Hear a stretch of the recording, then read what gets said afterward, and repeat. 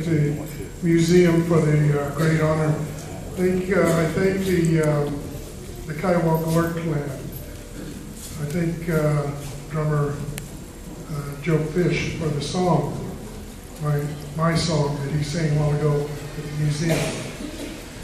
I thank the Carnegie Victory Club for honoring me today. Although I don't deserve it any more than the rest of the veterans here today, I'm glad to be able to say a few words after 33 years ago.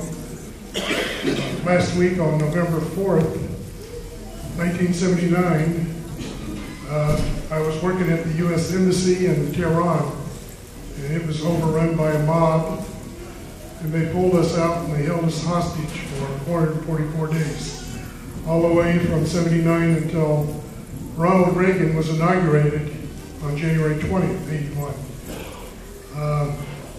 During that time, they treated us pretty poorly at times, fed us pretty bad.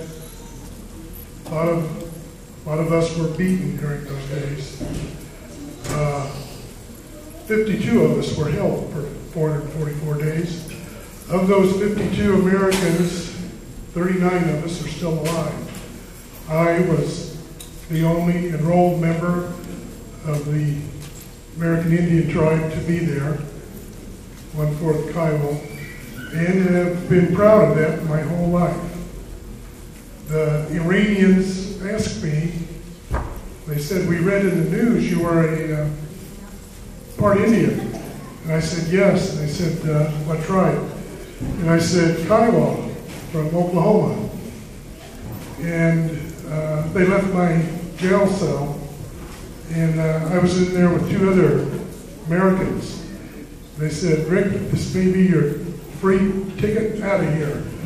They're talking about putting you and all of us on trial and shooting us after the trial." And I said, "Fellas, I'm not going. I'm staying." There's a lot of stories about that time. Some are good. We broke the tension by pulling tricks on one another.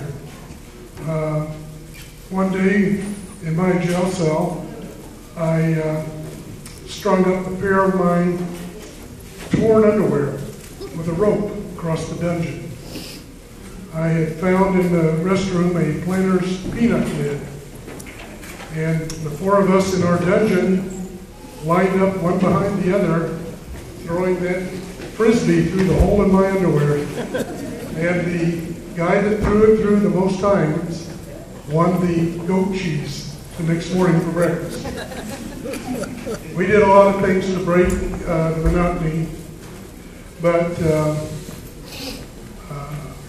I'm a former Air Force vet during the Vietnam era, and was lucky enough to survive and serve through the State Department and through my Air Force days, through 1 war, 2 revolutions, 10 to 12 coups d'etats overseas, and I'm really happy to be honored and thought of by my tribe.